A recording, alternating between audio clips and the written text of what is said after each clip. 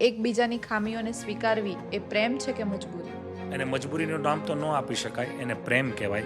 કે જ્યારે પ્રેમ કરો ને ત્યારે એવું હોય કે તારી જેટલી પણ સારી આદતો છે ને એને હું સ્વીકારીશ. તો પ્રેમની અંદર એની જેટલી પણ ખામીઓ હોય, જેટલી પણ ખરાબ આદતો હોય એને પણ સ્વીકારવી જરૂરી છે. કારણ કે પ્રેમની અંદર છે ને આદતોનું કોઈ મૂલ્ય જ નથી.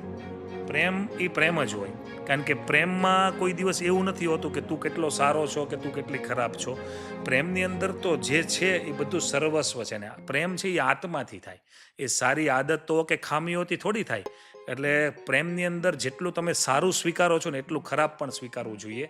એટલે એની ખામીઓ પણ સ્વીકારવી જોઈએ. એટલે મને એવું લાગે છે કે પ્રેમની કોઈ એવી વ્યાખ્યાઓ નથી હોતી કે તારી બધી જ સારી આદતો મને કબૂલ છે, પણ તું આને આમ સુધારી નાખ, તું તેને તેમ સુધારી નાખ. એના માટે થોડોક સ્પેસ આપવો જોઈએ. એટલે પ્રેમમાં બંને આદતોને સરખી રીતે જ ચલાવવી પડે, સારી અને ખરાબ. એને હું ખામી નથી સમજતો અને મજબૂરી પણ નથી સમજતો. પ્રેમ એ પ્રેમ જ હોય.